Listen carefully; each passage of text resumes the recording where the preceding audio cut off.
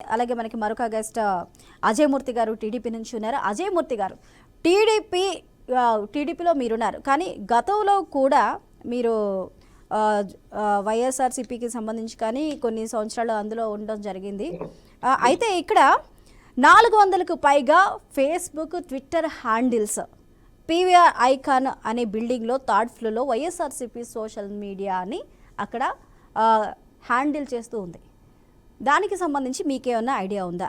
అలాంటి పరిస్థితుల్లో అక్కడ ఏమేమి యాక్టివిటీస్ జరుగుతాయి, ఎవరెవరు దాన్ని ఒక పోస్ట్ని ఇలా చేయాలి అలా చేయాలి, దీన్ని ఇంత అసభ్యకరంగా వేయాలి అనేది వెనకుండి ఎవరు వాళ్ళకి కావాల్సిన పోస్టులు ఇలా ఉండాలని చెప్తారు, సపోర్ట్ ఇస్తారు, ఎంకరేజ్ చేస్తారు?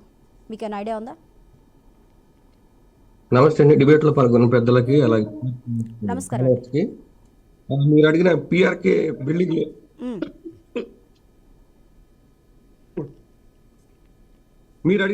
బిల్డింగ్ లో గతంలో నేను వైసీపీలో ఉన్నప్పుడు అందులో నేను కూడా పనిచేశానండి. సో అక్కడ ఏంటంటే ఆర్గనైజ్డ్ గా క్రైమ్ అనేది జరుగుతూ ఉంటుంది, సోషల్ మీడియా క్రైమ్స్ అని. ఎలా చేపిస్తారు అంటే అక్కడ కొంతమందిని బూతులు బాగా తిట్టగలిగే వాళ్ళని అందులో తీసుకుంటారు. జీతం ఎక్కడి నుంచి పే చేస్తారంటే ప్రభుత్వం నుంచి పే చేస్తారు. ప్రభుత్వం నుంచి జీతాలు ఇప్పిస్తూ ప్రతిపక్ష నాయకుల్ని బూతులు తిట్టించడం అనేది జరుగుతుంది అనమాట. అక్కడ కొంతమంది డైరెక్టర్స్ ఉంటారు, 3 డైరెక్టర్స్ ఉంటారు. ఆ డైరెక్టర్స్ వాళ్ళ సూచనల మేరకు ఎవరిని ఎలా తిట్టాలి, ఏ విధంగా తిట్టాలి అనే సబ్జెక్ట్ వాళ్ళు ఇస్తారు. వాళ్ళు ఇచ్చిన దాని ప్రకారం వీళ్ళందరూ తిడుతూ ఉండటం జరుగుతుంది. వీళ్ళ కింద ఫాలోవర్స్ మాత్రం వాళ్ళు అంటుకొని వీళ్ళు ఏదైతే లైన్ తీసుకున్నారో దాని అంతటా ఫాలో అవుతూ మిగతా వాళ్ళు అంటే ఆఫీస్కి రాకుండా వర్క్ ఫ్రమ్ హోమ్ చేస్తారు కదండి, వాళ్ళందరూ తిడుతూ ఉంటారు అనమాట.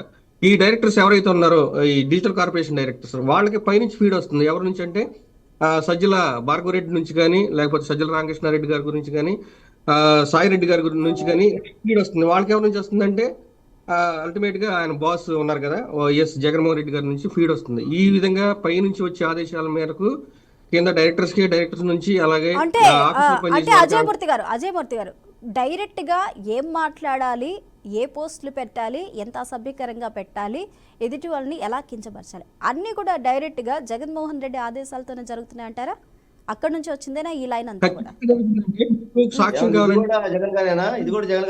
ఒక నిమిషం కనకారావు గారు మాట్లాడదాం. ఒక నిమిషం తనని కంప్లీట్ చేయండి, మాట్లాడదాం, చెప్పండి. దీనికన్నా ఆద్యుడు జగన్మోహన్ రెడ్డి గారు అనే దానికి మీకు సాక్ష్యంతో సహా నేను వివరిస్తాను. ఒకసారి 2017 ప్లేనరీలో వైఎస్ఆర్సీపీ ప్లేనరీలో రోజా గారు మాట్లాడటానికి స్టేజ్ దగ్గరికి వస్తే అప్పుడు ఉమ్మారెడ్డి వెంకటేశ్వర్లు గారు వచ్చి జగన్ గారు చెప్తున్నారు, చంద్రబాబు నాయుడు తిట్టమని చెప్తున్నారు అని చెప్పేసి చెప్పడం జరిగింది. అది అందరికీ వినిపించింది. కావాలంటే మీకు యూట్యూబ్లో వీడియో కూడా ప్లే చేస్తాను ఇప్పుడు మీరు ఓపిక్గా ఉంటే. సో అదే ఇక్కడ ఏం జరిగిందంటే చంద్రబాబు నాయుడు గారిని తిట్టమని చెప్పేసి, ప్రతిపక్ష నాయకులను తిట్టమని చెప్పేసి జగన్మోహన్ రెడ్డి గారి ఆదేశాలు ఇస్తారనేది తెలుగుదేశం తొడగొట్టింది, అది గుర్తుపెట్టుకోండి. చైర్మన్ ఇచ్చారు ఈ మధ్య.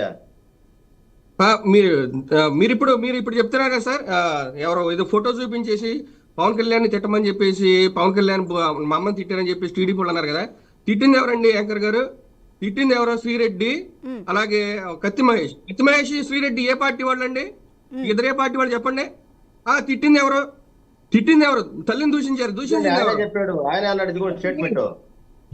ఎవరు? శ్రీరెడ్డి. ఆయన చెప్పాడు, లోకేష్ గారు అని చెప్పి చూడండి. లోకేష్ గారు చెప్పలేదు. ఆ పార్టీ తిట్టిన వాళ్ళు ఎవరో చెప్పండి సార్. 3/2018 పేపర్ తీయండి, దాంట్లో తెలిసింది. ఓకే, మీరు తీసింది ఏ పేపర్ అండి? ఏ పేపర్? కనకారావు గారు మీరు చూపిస్తుంది ఏ పేపరు? ఏ సంస్థకి సంబంధించింది? సాక్షినా లేకపోతే ఇతర పేపర్లా? ఏ పేపర్ అది? కనకారావు గారు ఏ పేపర్ అది? అనుకూల పేపర్లా లేకపోతే కామన్ పేపర్లా? ప్రజాశక్తి వెళ్తాం మేడం. ఇది 23/3/2018 వచ్చింది. ఇది 99 ఛానల్ దానికి సంబంధించి వాళ్ళు జస్ట్ వ్యూస్ కోసం పెట్టినటువంటి థంబ్నెయిల్ అండి. అది క్లియర్ గా అక్కడ కనిపిస్తోంది. మళ్ళీ మీరు పేపర్ అది న్యూస్, అది థంబ్నెయిల్ అంటున్నారండి. అది కనకారావు గారు అది థంబ్నెయిల్ అంట, అది న్యూస్ కాదు. ఎందుకంటే యూట్యూబ్ ఛానల్లో థంబ్నెయిల్స్ అనేవి కొన్ని చోట్ల థంబ్నెయిల్ పెట్టడానికి ఇది న్యూస్ ఐటమ్. చూడండి, పచ్చ మీడియాని బహిష్కరించండి. ఇదిగో వాళ్ళ నాయకుడు ఫోటోలు. మాట్లాడదాం, చెప్పండి అజయ్ మూర్తి గారు. ఇప్పుడు పవన్ కళ్యాణ్ గారు ఆ స్టేట్మెంట్ ఇవ్వడం నిజమే, లోకేష్ గారు తిట్టించారని చెప్పడం కూడా నిజమే. అది స్టేట్మెంట్ కూడా ఉంది, అది మార్పుడు కాదు, లేకపోతే తప్పు కాదు. ఆయన మిస్అండర్స్టాండ్ చేసుకుని అన్న మాటలు అనమాట అవి. అవి అప్పట్లో ఏ ఛానల్స్ లో జరిగిందంటే ఆ ప్రాపగాండా అంతా పవన్ కళ్యాణ్ దూషించడం కానీ అదే జరిగిందంతా ఎన్టీవీ టీవీ9 ఛానల్స్ లో జరిగింది ఎక్కువగా మీరు గమనిస్తే. ఎవరు తిట్టింది అంటే శ్రీరెడ్డి కత్తిమహేష్. ఈ శ్రీరెడ్డి కత్తిమహేష్ ఎవరండి? కత్తిమహేష్ గారు చనిపోయారు. ఆయనకి జగన్ గారు 18 లోకేష్ గారి లక్షలు పేరుకి వచ్చింది. ఓకేలేండి, చనిపోయిన వారి గురించి ఎందుకులేండి అజయ్ మూర్తి గారు చనిపోయిన వారి గురించి ఎందుకులే కానీ ఫస్ట్ ఇప్పుడు ఉన్న వారి గురించి మాట్లాడదాం. చెప్పండి, అది కూడా మనకి సంస్కారం కాదు. చనిపోయిన వారి గురించి మాట్లాడడం చెప్పండి. నన్ను వదిలిపెట్టండి లోకేష్ అన్నా, నేను పైనుంచి వచ్చే ఆదేశాల మేరకే నేను తిట్టే, నన్ను వదిలిపెట్టండి, నన్ను క్షమించండి, ఇంకోసారి నేను ఎప్పుడు తిట్టనని చెప్పేసి తను వేడుకుంటుంది. ఎందుకు వేడుకుంటుందండి? తను పైనుంచి వచ్చే ఆదేశాల మేరకు తిట్టింది కాబట్టి. అంటే ఇక్కడ ఏంటంటే వైసీపీ నేతలు చెప్పిన డైరెక్షన్ లో ప్రకారమే వాళ్ళు తిట్టారు. శ్రీరెడ్డికి వైఎస్ఆర్ కాంగ్రెస్ పార్టీ సంబంధం లేదు. వైసీపీకి కొమ్ము కాసి ఛానల్స్ లో తిట్టారు. వైసీపీ పెయిడ్ చేసిన వాళ్ళే తిట్టారు. దీన్ని బట్టి మీరు అర్థం చేసుకోండి పవన్ కళ్యాణ్ గారు తిట్టింది ఎవరు అనేది. టీడీపీ ఎప్పుడు అట్లాంటి అసభ్యకరమైన దోషాలకు కానీ లేకపోతే పర్సనల్ అబ్యూజ్ చేయమని కానీ మీకు ఎక్కడ డైరెక్షన్స్ ఇవ్వదు. మీరు కావాలంటే ఒకసారి మహానాడు అయ్యన్న పాత్రే చెత్తనా కొడుకు జగన్ గారిని ముఖ్యమంత్రి హోదాలో తిట్టాడండి. ముఖ్యమంత్రి హోదా ఉన్నప్పుడు జగన్ గారు తిట్టాడు చెత్తనా కొడుకు అని చెప్పేసి ఈ రోజు స్పీకర్ ఆయన ఓకే అండి, అది ముఖ్యమంత్రి హోదాలో ఉన్నప్పుడు కాదండి కనకారావు గారు. ఓడిపోయిన తర్వాత ఓడిపోయారు కానీ చచ్చిపోలేదు అన్న సందర్భాలు వచ్చింది. అప్పుడు జగన్మోహన్ రెడ్డి ముఖ్యమంత్రి హోదాలో లేరు, అప్పుడే ఆల్రెడీ ఓడిపోయి పాలయ్యారు. అప్పుడు ఆ హోదా లేదండి ఆయనకి. ఒక నిమిషం కనకారావు గారు, ఒక నిమిషం హోల్డ్లో ఉండండి.